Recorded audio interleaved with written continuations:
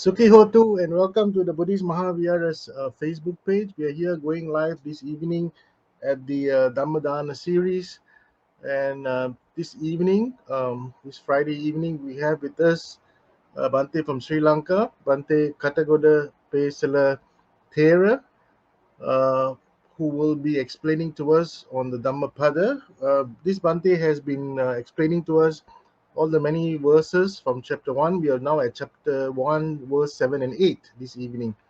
Let me invite Bhante Pesala to our studio.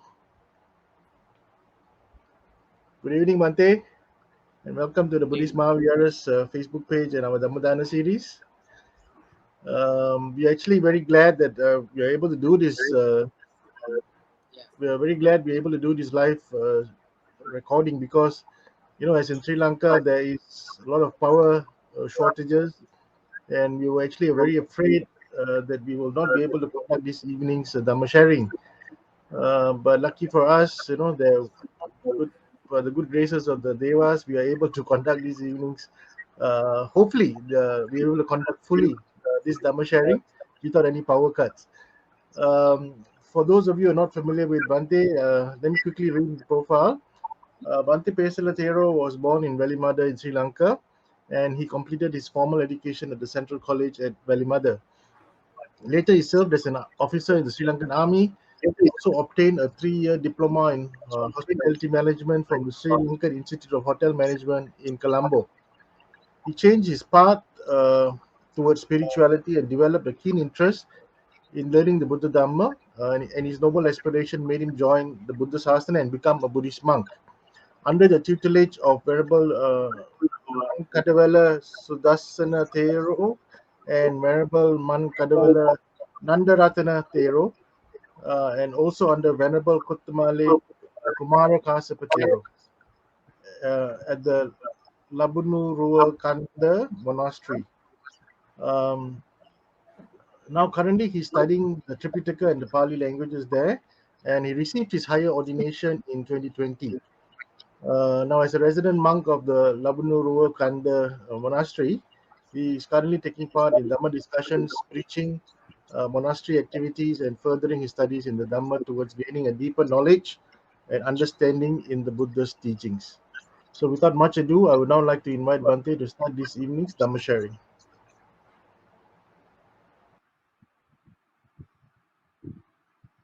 Good evening, all Dhamma friends. I warmly welcome all of my Dhamma friends to today's Dhamma talk. And before we begin our talk, let's pay our homage to the Buddha. Namo tassa bhagavato arahato samma sambuddhassa. Namo tassa bhagavato arahato samma sambuddhassa. Namo tassa bhagavato arahato samma sambuddhassa. Buddham dhammam sangham namassami. Also, let's invite all the deities, all the celestial beings who would like to hear the Dhamma. Samanta Chakravalesu Atra Gachantu Devata Saddhammang Munirajasya Sumanto Sakka Mukhadam Dhammasavana Kalo Ayam Bhadanta Dhammasavana Kalo Ayam Bhadanta Dhammasavana Kalo Ayam Bhadanta. I warmly welcome again all the Dhamma friends for today's Dhamma talk. And Dhamma friends, today we are going to have 7th and 8th verses of Dhammapada. So far, we have discussed 6 verses of Dhammapada. There we have learned lots of things, like as all of the Buddhist people generally aware of these things, but you know, by having awareness about these things will not do much unless if you are not practicing Dhamma according to Dhamma. If you are not practice Dhamma, then it won't give you the expected result. So it is very much required as Buddhist. The things that we learn, we have to put into the practice in daily basis. Otherwise, we won't get the expected results. So, Dhamma friends, so far as we discussed, we as Buddhist people, we must know the power of the mind. So I said, uh,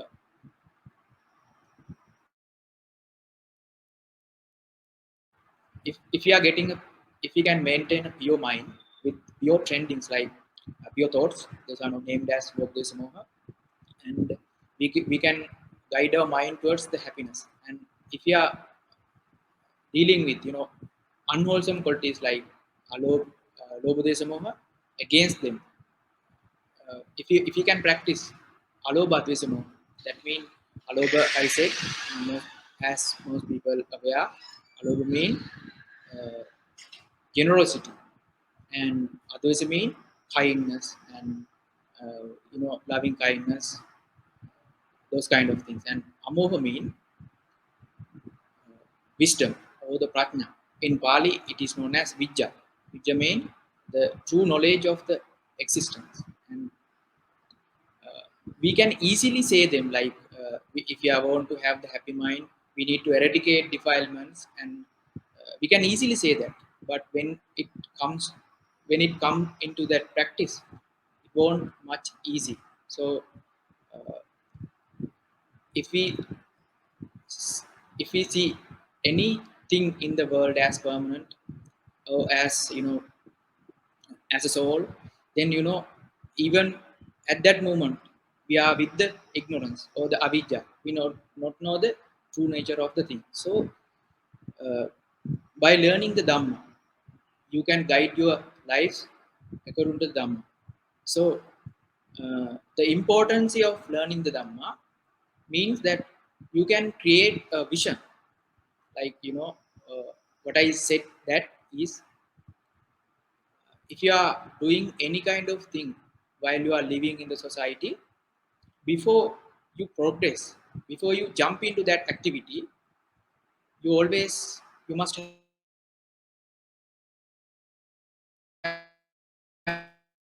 have a thing. You should know why I am doing this thing, and what are the infrastructure that I will utilize, and after that, in the process, what are the things I will get supported, and like what, like so, we must have the plan. So we must have the vision. So according to the vision, then we have to create a plan or the mission. So then, if we can create a plan according to the vision, then we can execute that plan according to the vision. We can execute the plan, and if you are talented enough to execute the plan well and in a uh, good order, then you will be able to reach your aims and your targets. Similarly, my dear Dhamma friends, as Buddhist, we also need to have the vision. In Buddhism, it is known as Samadhi. Most Westerners known as that is right view, but uh, the word right we cannot compare with the Samma. In Pali, it is known as Samma Ditti. Samma mean kind of harmonious view. That means you know uh, it's a very harmonious. That suppose if one say I am right, and then there must be someone it is wrong. So that is why we cannot use the word right. So the best suitable word is for samma, mean the harmonious. So we must have the harmonious view or the sammaditi. It is kind of a vision. Then you, if you know the sammaditi or the right view or the harmonious view, then you know the vision. Then according to vision, you can plan your things. Then the other seven steps like harmonious concept means samasankappa. There are other seven steps most Buddhist people know. The aspects of Noble Eightfold Path. So those other seven steps can be included into the mission. So as Buddhist people, if you know the Sammadipti well, then you can go through the Dhammapada very easy. And as Samadhi, there are two types of Samadhi. One is conventional Samadhi, conventional harmonious view. That means when we are living in the world, as normally normal human beings, day to day, we have to do general things. So in that case, we need to have some right view. And beyond that, if you want to have the real happiness, or if you want to become enlightened in this very life, then you want to have the ultimate view, ultimate right view. That means the paramatha samadhi. Paramatha means it is eternal and it is everlasting and it is you know uh, it is ultimate. Beyond that, there is no any truth. That is why it is known as ultimate truth. So by learning this kind of Dhamma talks, like learning about Dhammapada, we learn about the people and the monks and the followers during the Buddha's time, how they dealt with conventional things and also day-to-day lives. And by learning their stories, we can have lessons and we can learn lots of Dhamma factors. And by learning them, we can those will help us eventually to make our lives with the conventional truth, or the laukika samadhi, or the, just as I said, conventional or the general samadhi. Then uh, that is not enough.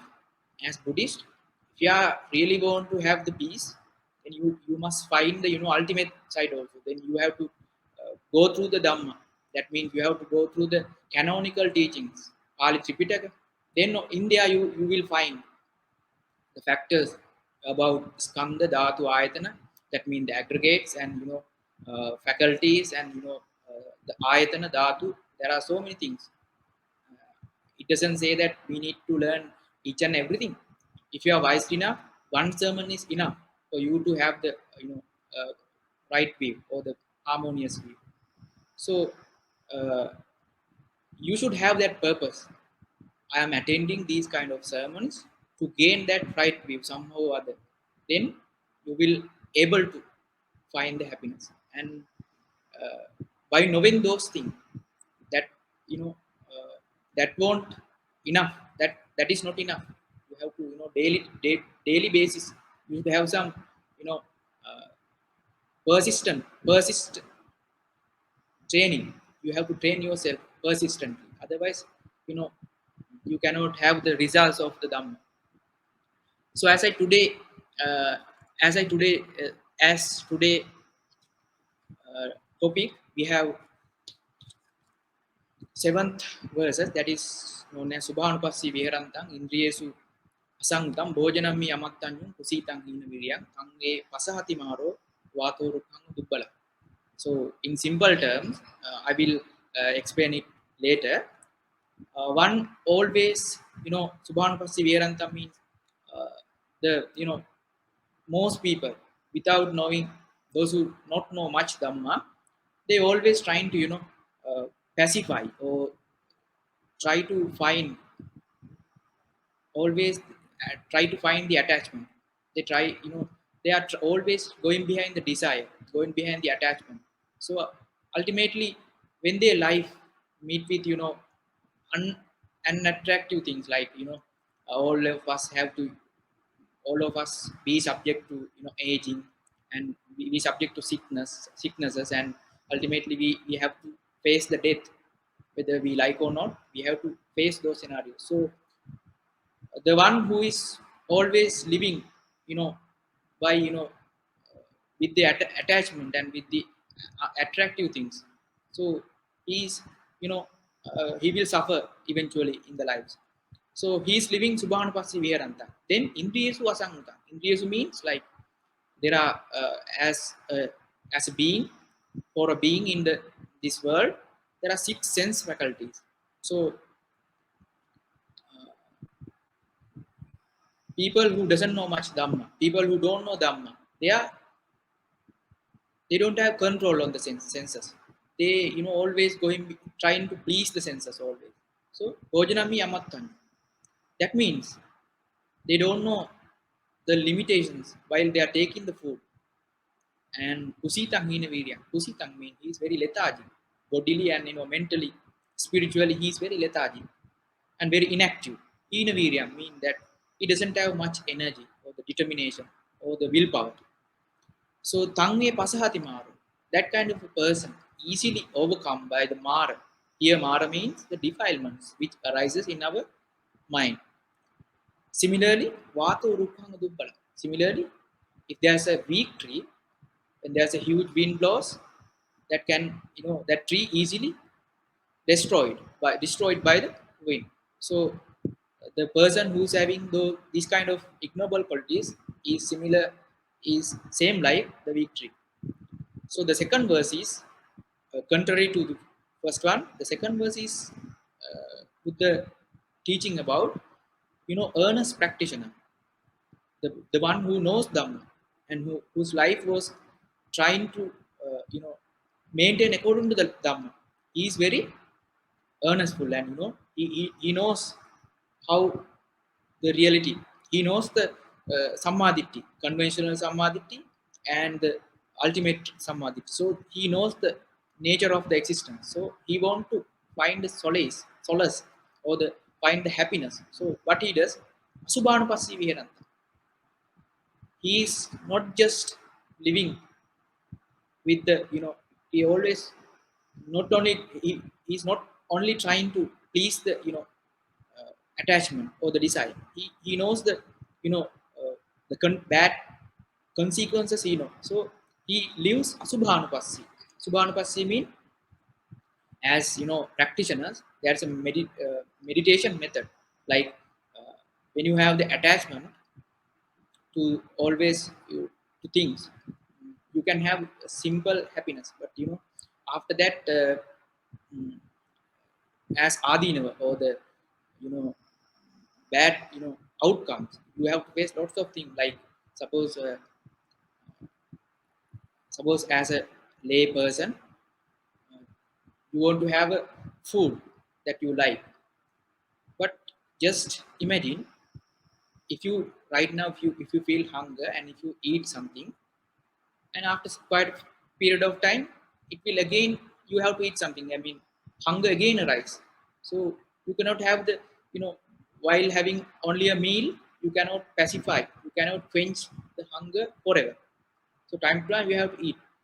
But those who knows Dhamma, if they can satisfy the mind, cleanse the mind, he need not always find the happiness. If he the enlightened beings, once they have enlightened, they don't need to uh, they are, whether they have food or not, they can maintain their happiness forever. So that is why they are practicing this meditation method that is known as subhan passi veranta. And indriyesu susangta, he is not like the first one. He is very controlled in his senses. And bojanami mattanyu, and he is as practitioners, both monk and lay people, we have to be moderate while we are taking food. So I will explain it later. So as practitioner, we have to adopt that. Then saddhang aradha virya, then we have the saddha. uh, for the English term for the saddha, it is said faith. Most people, I heard that most people are saying that's the word faith, but that is not applicable. I will explain it later also. And we should have the faith. I mean, we should know that if we can go through the Dhamma, then for sure we should know that if we are practicing Dhamma, we will get the maximum benefits. So most people are not trying to practice Dhamma. That is because they don't know that they are going to have the result. They have no idea. That is why they are not practicing. But those who know the results, this kind of result that I'm going to have, those who know, they adopt these principles into their lives. So accordingly, is Bojanami Mattan. He controls while he's taking food. He have the he has the control. And Aradhavirya, faith and Aradhavirya mean that the willpower from the beginning, from the middle, and also at the end, equal amount of energy throughout the journey. He must have to maintain, like as I said in the earlier, like when we are going through a path through a journey to a destination. So we have to continuously we have to go through the path. So we have to, in between, if we lose our energy, then we'll be stuck in the middle. So similarly, as practitioners on the Dhamma path, we must have to, we must have the continuous willpower. Otherwise, we cannot reach the target. So that kind of person, Tangin Appasadi Maru, that kind of a person won't be trapped to his defilements. Mara, as I said, here defilement. That when the defilement arises in his mind, he won't be trapped. Tangi nappasati maro waku selang that kind of a person is similar to a, there's a if there's a rocky mountain, and if the wind blows from the four direction, the wind cannot even shake it. The rocky mountain, it is unshakable. So similarly, the person who's having those noble qualities, he cannot overwhelm by the defilements which arises in his mind. So this is the simple meaning of those two verses. And if we go to the related story, it is very beautiful one and very interesting one. uh, During the Buddha's time, there's a town called Setavya. In that town, there were three brothers, namely Chulakala, Majjimakala, and Mahakala. Here, the Mahakala mean elder brother, Chulakala mean the youngest brother, Majjimakala mean middle brother. So, uh, the elder one and the youngest one, they are going to town to town. They are going towards town to town, and they are collecting good and items for selling. So they are merchants. So once they collected some items, the Majjimakala or the middle-aged brother, he used to sell them, and that is how they have maintained their lives. That is how they continue with their income. So one day, the eldest one, Mahakala, he was able to hear the Dhamma of the Buddha, and he entered the Buddha Sasana as a monk. So uh, at that time, the youngest one, Chulakala, also entered the Buddha Sasana. The Once Mahakala entered Buddha Sasana, he entered just because of Dhamma. He heard the Dhamma from the Buddha, and he understood that the nature of the lives, and he wanted to have the freedom. So by having that purpose, he entered the Buddha Sasana, and he diligently he did the meditation, and he earnestly practiced the Dhamma. So uh, sooner he attained the enlightenment.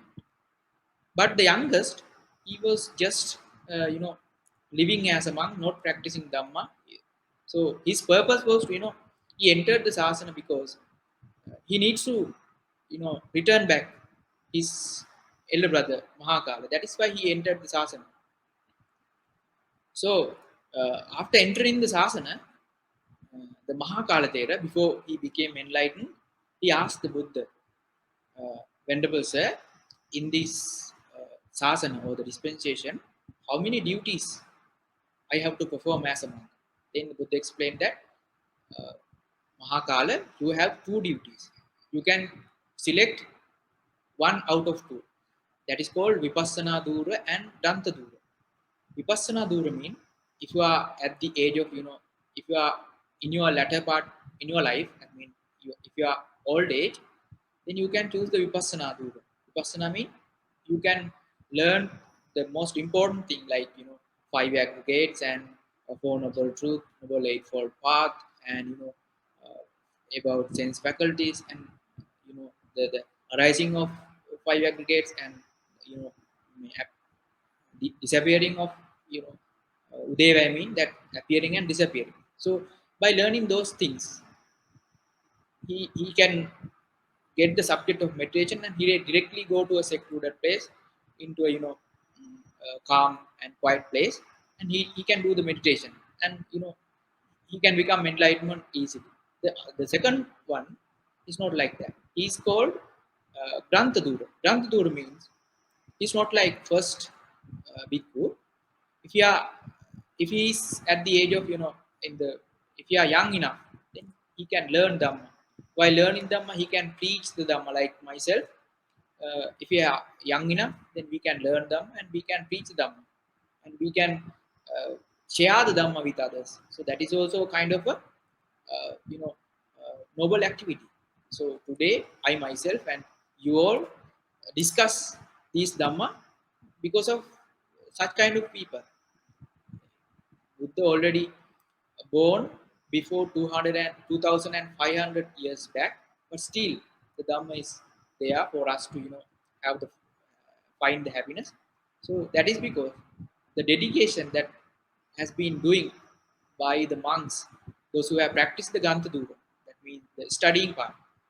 So uh, you know, after hearing about those two duties, Mahakala Thera decides, since he was at the age of, at the latter part of his life, then he decided to do the meditation part or the vipassana, and he earnestly meditated, and as I said, he enlightened. And once Mahakala become enlightened, Buddha decides to have a visit on the Mahakala's hometown. So with Mahakala and Chulakala and other bhikkhus, Buddha went for a visit on the town of Setavya, where the Mahakala and the brothers, their hometown. So Buddha reached there, and after a few days, their former family members came to know about their visit, and Mahakala had in his lay life he had 8 wives. Chulakala had 2 wives. So all of all of them getting together and invited the Buddha and Sangha for the arm ceremony. So Buddha accepted the invitation, and before the day, he sent Chulakala for the preparation of the arms giving home. So Chulakala went to the home, and all the former wives also, came up to him, and he was Chulakala instructing the uh, family members, but none of them has taken any advices from the Chulakala, because when both the brothers entering to the sasana, they haven't informed about their ordination. They haven't informed. That is why they ignore the advices of Chulakala. So ultimately, the former young 2 wives of Chulakala Thera came and encircled him and disrobed him. And since he was not a diligent monk, see, easily he converted to a layman. And the first day Buddha came and had the alms, and after the finishing of the alms giving, he went away from the home. And this incident make the Mahakala Thera's 8 wives also, uh, they also invited Buddha and Sangha for another day for alms giving. So that invitation also Buddha accepted, and another following day, Buddha and the Sangha visited the home. During that time, uh, Buddha and Sangha finished the arms round duties, and they had the arms. And finally, Buddha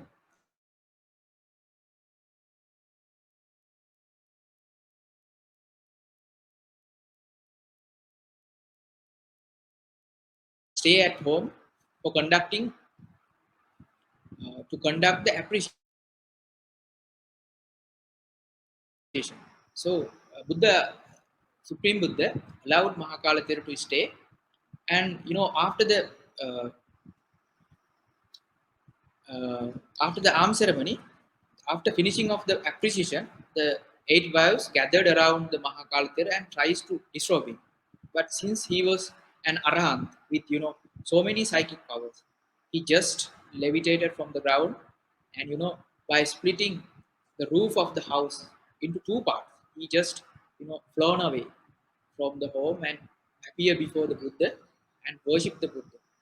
During that time, the monks who attended the arm ceremony, they were complaining, they were criticizing of the Buddha, because the previous day Buddha allowed Chulakalathera to go home and he lost his monkhood. And the second day also Buddha asked Mahakalathera to stay alone in the home.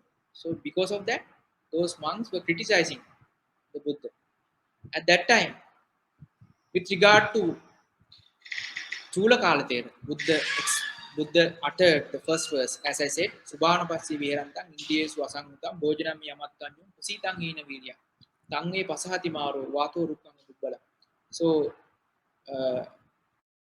as explained, those who not know much Dhamma, they are not, energetic and they don't have control while taking, while using their senses and, while living their lives, they don't have much control. And while taking the food, they don't have much control. So, and, even from the bodily, physical activities, they don't have much control.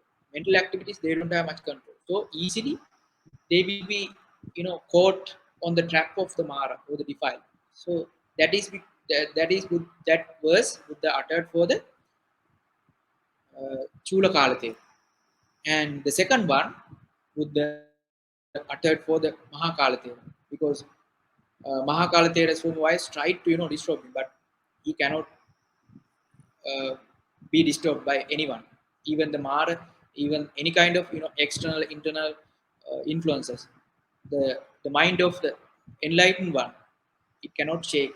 So that is why, if you want to become such kind of person, and if he the one who is who is having the real peace, they are the enlightened one. As I said, they have totally eradicated the Lobodesa Moha, and they have practiced the maximum level of Aloba Advesa Moha. So that is why they reach the maximum happiness. So their mind cannot be disturbed by the defilements internally or externally. So they are at eternal peace. So if you want to have that happiness, so we have to practice Asubhanupasi Viharanti. Like we always trying to face the try to fulfill our desires, but we cannot fulfill all the desires that we like, because whether we like or not, we have to face unavoidable circumstances, like myself and every human being subject to aging, sickness, and death. Maybe I am from Buddhist background, you all are may Sri Lanka, you may from another country, but every one of us, we cannot deviate those scenarios, those circumstances, like aging, sickness, and the death. So whether we like or not, we have to face. Sometimes you may have educated much, sometimes you may not educated much, sometimes you have a lot of money, you have a lot of material things, but doesn't matter. None of us avoid those things. So whether we like or not, we have to be subject for those unavoidable circumstances. So uh, so we have to, once we live always with the desire, once we try always to satisfy our lustful thoughts, and when we meet this kind of realities, then at that time we will be you know very difficult situation. We cannot bear those things. So that is why we have to practice, like Asubhanupassana, that as I said, we should be aware of the, as I said, if I give you a simile, that if you see a beautiful rose flower, you can see the beautiful of the rose flower. But if you try to touch, and if you are unaware of the thorns which is inside that flower, with the flower, then when you are trying to catch it, then you won't be you will be wounded because of that thorns. But if you are aware of the thorns, then you can carefully you can grab the flower and you can experience the fragrance and the beautifulness of the flower. You can carefully experience. Similarly, if you know the both side of your lives. I mean the positive side and also the negative side. If you are aware of those things, when you have the difficult time in your lives, you can face them, with a uh, unstable mind. And if you feel, pleasant things, that time also you won't be, get much pride. So without, that is how we can become like, there are eight vicissitudes or the eight worldly conditions, so we can face them. If there's a good, if there's a thing called good, against that the bad is there. The thing called good, that is because the good things are there because of the bad things. Without bad things you cannot have only the good things. So that is the nature of our life. So we have to face both the attractive things and both the unattractive things. While facing all kind of scenarios, we will be able to maintain our peace of the mind. So that is why we practice that subhanupassi. And we have to indriyesu susanguta, mean we have to control our senses. You know, when you are going through somewhere and uh, suppose if you are collecting everything that you face in your lives, what will happen? Your home will become a garbage dump. So if you collect everything, but in your life you get to the home only what you need. If it is valuable to you, then only you will take it. Similarly, if you are practicing them, when you are using your sense faculties, you have to be controlled. Otherwise, if you while you seeing pictures or the forms from the eye, if you not know the limitations, you will get notice every aims, every purposes, every forms.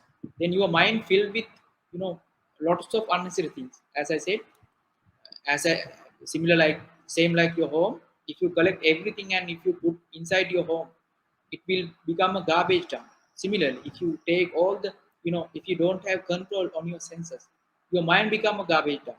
Then it will automatically impure.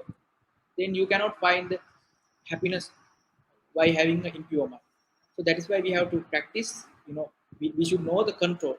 We should know how to control our senses. It's a kind of meditation method. And bhojanam hi mattanyi. As Buddhist monks, we have the precepts called Vikala Bhojan. That means during the daytime, in between 6 a.m. in the morning and 12 p.m., in between only we can have the coarse or the rough food. In other times, we have only the soft drinks and soft drinks like water. We have only them.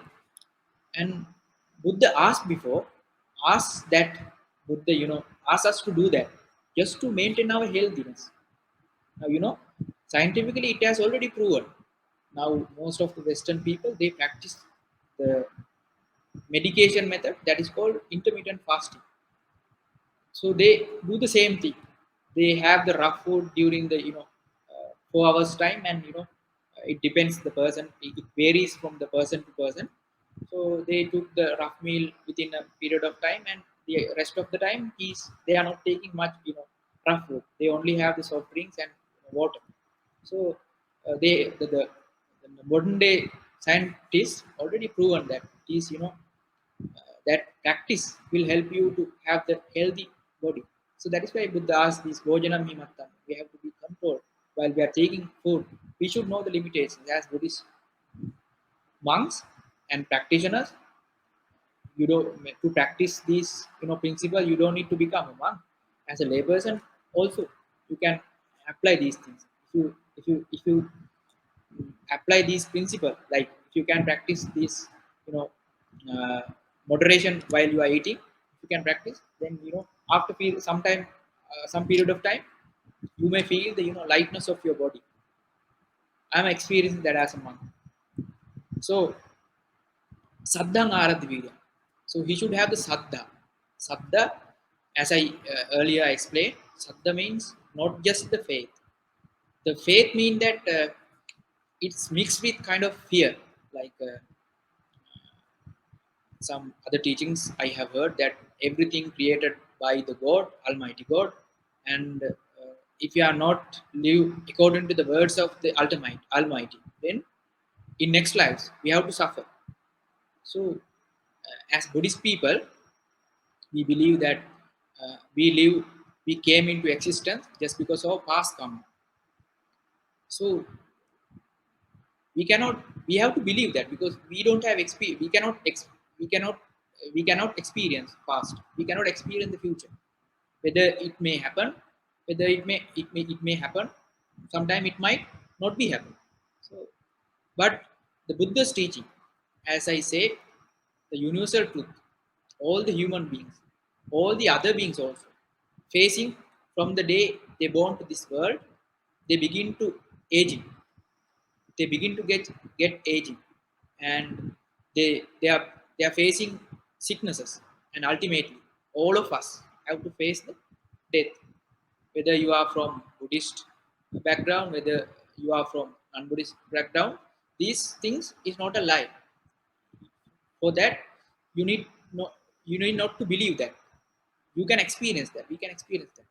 Then if you truly contemplate these scenarios, then you automatically you we have to have that solution. So the Buddha, with the Dhamma, Buddha already shown the solution, that is known as the Dhamma. So if you go through the Dhamma, then when you aware of the Dhamma, if you heard the suttas, discourses, and if you can read suttas, and if you can hear the Dhamma according to the suttas, because what I say, why I say like that, I am hearing so many sermons from the Westerners, but they mainly focuses about the mindfulness and jhanas or the samadhi, but they are not focusing about the right way. The mindfulness and the jhana is the last two parts of the Noble Eightfold Path. Before you practice bhavana, before you practice anything in the path of the Dhamma, you should know, at the beginning you should have the vision, as I said. So when you have the vision, when you know that when you have the vision, then you can plan your mission, as I said. At the time, you have the saddha. Saddha means you are not just believing, you are experiencing. So that is how the saddha works. And aradha, and you have to have the methodical practice. That means, suppose, if you want to make your body fit, and if you are going to the gym, and daily basis, you have to practice, like you have to do that, activities, the schedules, only like 20 minutes per day. But if you are continuously do this activity for a period of year or more than that, then you will get a fit body, healthy body. So similarly, uh, when you are going through the Dhammapada, you should have the, you have to practice, you have to put these principles into the practice daily basis. At least 5 minutes per day you have to meditate, evening, in the morning. Then ultimately, uh, as the body gets fit after 1 year, similarly after some period of time, you can have the very stable mind with less amount of defilements. You can have a, stable mind. So in that way you can have the happiness. So that kind of a person, and once they enlighten, if you, after practicing, and if you can go reach the destination as Buddhist, then that time you will be enlightened, and enlightened mind cannot shaken by any external or internal disturbance. So that is the purpose we should keep as Buddhist people. So I think, with that, we are getting to the end of this Dhamma sermon. If you have any doubts, you can ask right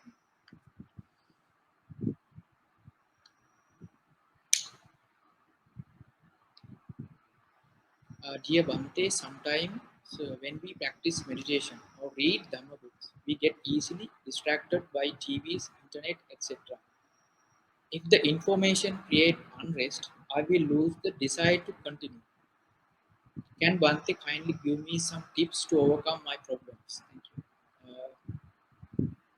The same question someone asked from me later, and one of my Kalyana Mitra, or the one of my monks, the brother monk, he told me that these kind of news or the mm, information we are getting from the you know uh, medias. And nowadays we are hearing about the war. Then he asked me, want to see whether there is a war or not. The equal amount of news every day is there. No? So whether there's a situation or not, the news channels are, they are distributing news. So their purpose is to spread the news. They don't consider whether it is true or not. So most of the news, it's not applicable into our lives. I mean, as a layperson, you should know those. I mean, you just take the essence out of those, and uh, if you kept thinking on that, your mind will get disturbed. So if you can control over them, if you can by thinking, if you can stop the war, if you can do some kind of influence to the wars, then you think. But actually we cannot do anything. By hearing them we do only one thing. We are, as I explained, through our our ears and eyes we get debris into our mind, and we automatically we cannot read books because we like to hear the unnecessary things. So your mind is filled with garbage if you continuously see those things. Try to you know have the control over your senses and just think, when you are living in the society, what are the most required things I have to hear, I have to see, I have to do. Then when you contemplate like that, you will notice that I'm having so many things to do. I cannot control over Ukraine or Russia. So I can control myself and my family. Then you take only the necessaries to maintain your lives and your family members. Then at that time you will be your mind, generally, gradually will become calm. So you have to practice that time when you trying to read the Dhamma or any kind of book. You can easily maintain your likeness towards the Dhamma or the whatever the book that you are going to read.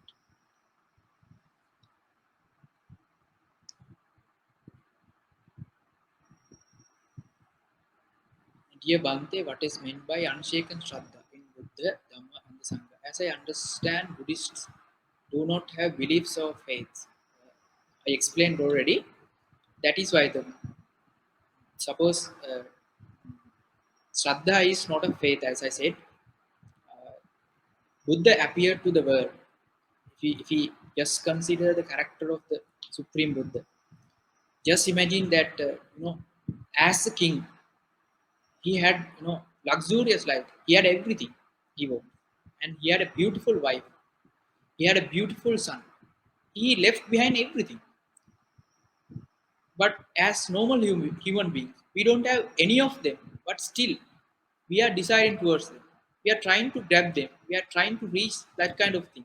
Suppose if someone going to give you the kingdom, the status of kingship, then you will know, you won't have any hesitation. Then and there you will take it. But Buddha uh, left by leaving behind everything. He just emancipated or the renunciated everything. So why he did so? Just to find the Dhamma. So when you know about the Buddha, that then the saddha or the faith, saddha will begin to in your mind. Then why the Buddha left behind everything to find the Dhamma? Then what is the Dhamma? As I said, Dhamma means Dhamma is there for us to finish the. You like to become immortal. That's why as I explained, we all like to become immortal. That means we like to have a life where there is no aging, sicknesses, and no dying or the death. So that is why as I said, the other religions also, they ask us to live according to the Almighty God's words. Then you will be have a life in the heaven, eternal peace you will get there. But Buddha's Dhamma, when you see the suttas and when you see the teachings, that eternal life, that eternal peace, you can get right now, right here, with this moment. So if you see the results right now, right here, then you are not believing them. As I said, the things that Buddha left behind, that is because to find a solution for the aging and dying and sickening, aging, sickening, sicknesses and the death. So if you can go through the Dhamma, you can find that the solution is already there. The one is that three marks of existence.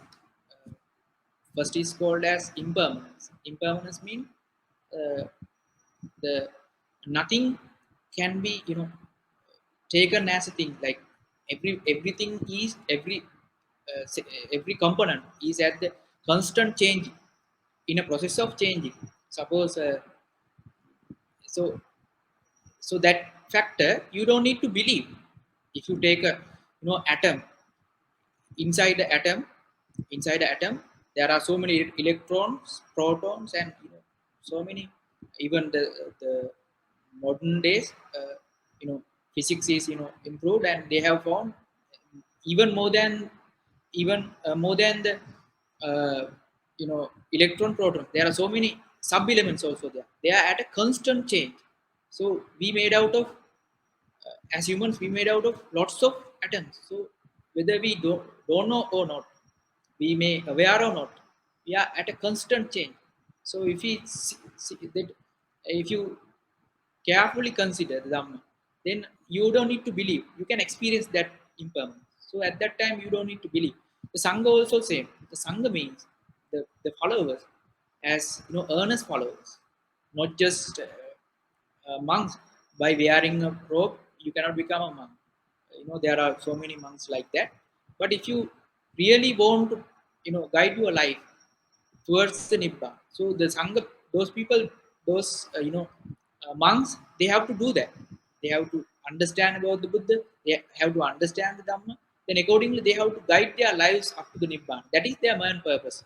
So when you know the Buddha, Dhamma, and the Sangha, you don't need to believe.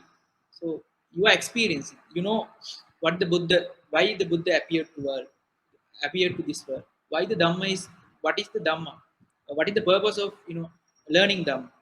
So what the Sangha or the disciples doing, then you have the faith or the saddha towards the Buddha, Dhamma, Sangha. Then at that time you won't believe, you experience things.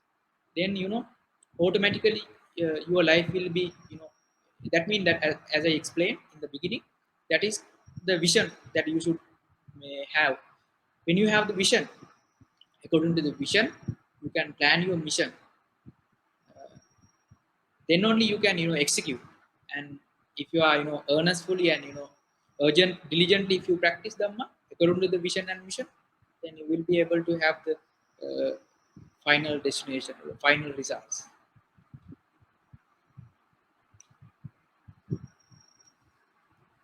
Is it possible to find peace and joy in every living as a lay Buddhist in this material world? Thank you. Yeah, it is. Before I became a monk, I also having that question. As a lay people, we can have the happiness. As I explained, like the previous question, the one who asked about the news. Uh, if we are, if we know, if we not know our limitations as a human being, we should know what we can control and what we cannot control. If you are going to control that which things away from us, then we cannot, we have to suffer. And as layperson, if you know your limits, and if you think about your physical healthiness and mental healthiness, as I explained, then of course you also can have the happiness. So in Buddhist teachings, there are so many lay people. They came to the Buddha and asked the questions from the Buddha, and they practiced Dhamma, and they were living happily. Both the monks and uh, both the lay people. Some lay people, they were living very happily. In modern context, as I said, if you keep the limitations of you know, when you are living, when you are when you aware of your limitations. And as I said, you when you have the control on your senses, and when you take only the necessaries into your body as well as into your mind, then of course you can have the happiness.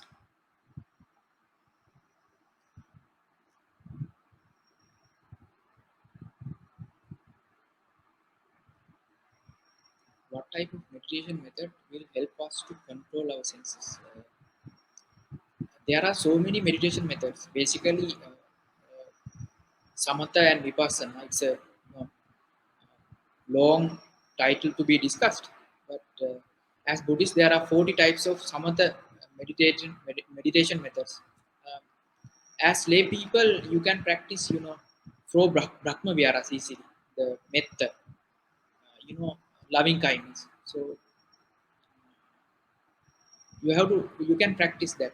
It is an easy thing, and it depends on the disposition of your mind. If you are at if you're always getting angry, then you have to do the loving kindness meditation, compassion meditation. So it depends on the mind. So then if you are always dealing with the lustful thoughts, desirous things, if you are always trying to attach to things, then at that time you have to do the asubhanupassana, as I explained. You know, so then you can reduce your, the raga. Raga means the lust or the desire. So the Buddha explained, at once Buddha explained the raga or the desire, lust, dvesa, hatred, anger, ill will, and delusion or the avidya, moha mean illusion or ignorance. These are kind of, you know, Buddha given a simile. Those are similar to the fire. Ragaggi mean the lust of fire of lust. Dosaggi mean the hate lust of fire of hatred. Mohaggi mean the fire of ignorance. They are similar to fire.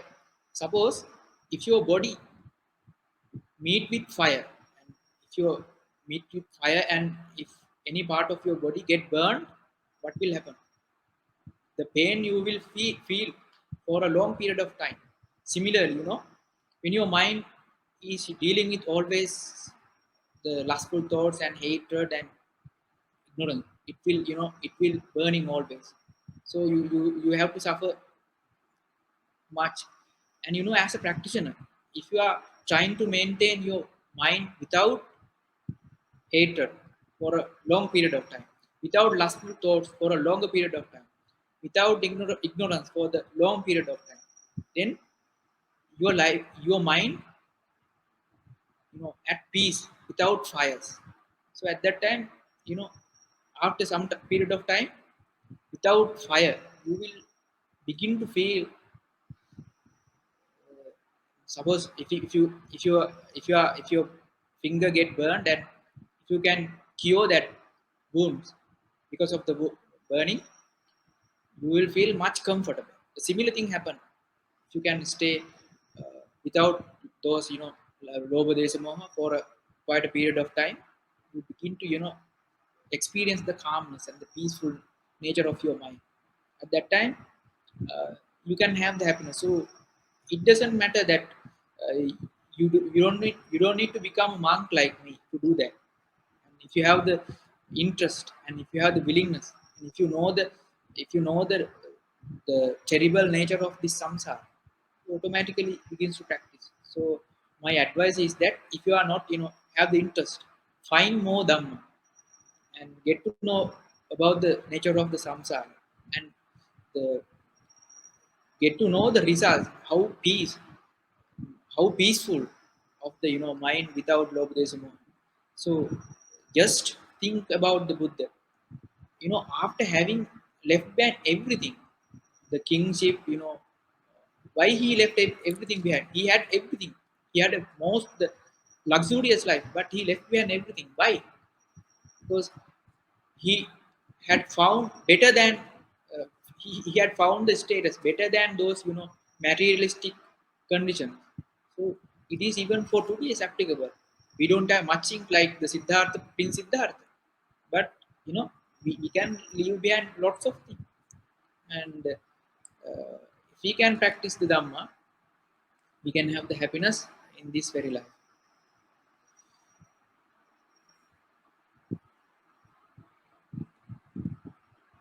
Do the country's rulers and citizens have a proper Dharma system to practice? Mm, it is, if you take my country for example, you see now what is happening from the from the rulers up to the lowest level of people. They don't have much discipline, as I said. They don't know the discipline that they are not living according to dharma. They don't even know about the dharma. So of course, now in our country they are doing protests and things. They are trying to stop the government, but lots of people, while they are walking on the road, and if they with the simple toffee cover, they put that into the normal environment. They don't know even do the duties of themselves, but they are trying to change the rulers. So we cannot if I can change myself, then I can change the world. So we cannot, as human, if we are not, we cannot change the behavior of the rulers, but if we can change, I myself can change. Be a example from myself.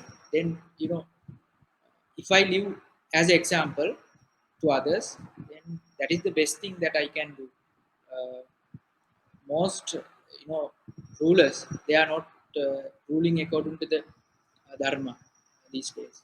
So that is why world is going world is facing these kind of scenarios. And Buddha's teachings, those things Buddha well before explain about these scenarios. Now it is happening, we can experience that. So we cannot change the external factors, but of course we can change ourselves. So try to focus on yourself.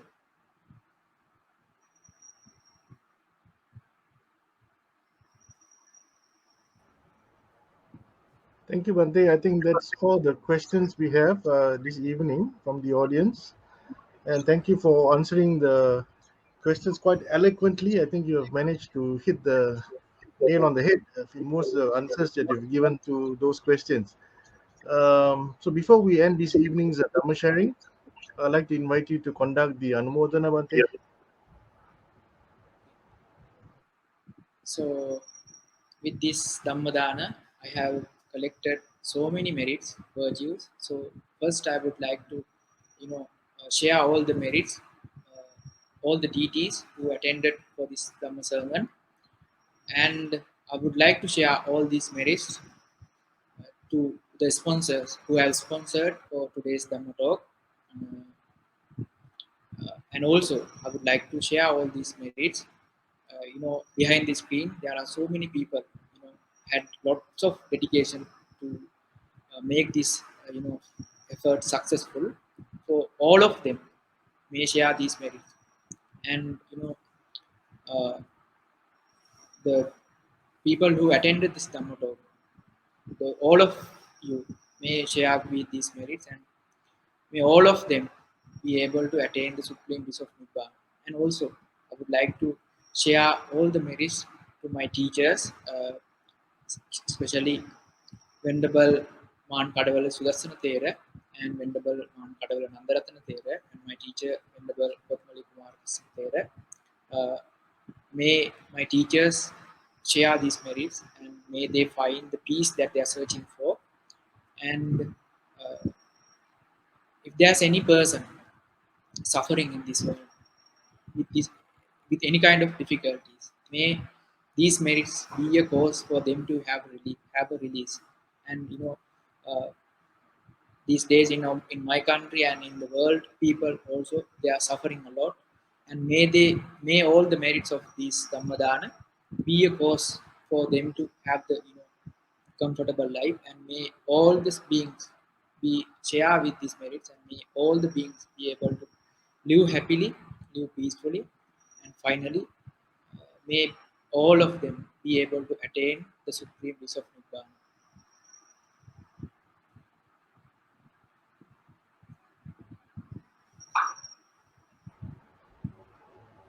Thank you, Bhante. So we've come to the end of this evening's Dhamma sharing. With that, I would like to take this opportunity to thank Bhante Pesala for his time and dedication in trying to complete the Dhammapada verses. Now we have gone up to verses 7 and 8, and now we look forward to the other verses. But um, before we end, I would like to inform all our viewers that the in Malaysia now we have actually opened up our borders, and also the Buddhist Mahavihara is now open officially. And for the month of May, the whole month of May, we would actually like to conduct personal, face-to-face, live in Dhamma sharings, as opposed to online Dhamma sharings, and go back to what we used to do previously. And we have a few monks who will be staying at the Buddhist Mahavihara during the month of May, and we will be actually conducting live Dhamma sessions from the Buddhist Mahavihara. uh, we will probably discontinue online for a little while to see how the response is, whether people come back to Buddhist Mahavihara to listen to the Dhamma sharings that we will conduct every Friday and Sunday. That's the plan. And then we will probably record those Dhamma sharings, and we will then probably post it on our YouTube channel. So I would like to invite all our listeners to who have been following us diligently over the last 2 years to spread the word that Buddhist Mahavihara is now open, and you can join us at the Buddhist Mahavihara to listen to the Dhamma speakers and meet them live in person, which we were not able to do these past 2.5 years. And so you are kindly invited to come to the Buddhist Mahavihara on those days where we organize the Dhamma sharings, which will be posted on our Facebook page. So with that, thank you once again, Bhante Pesala, for joining us this evening, and also to all the sponsors who have been sponsoring our Dhamma sharings throughout the last 2.5 years, and also on behalf of the Committee of Management and the monks of the Buddhist Mahavihara, let me take this opportunity to wish each and every one of you a pleasant evening, and stay healthy and stay safe, and looking forward to seeing you at the Buddhist Mahavihara. Sadhu.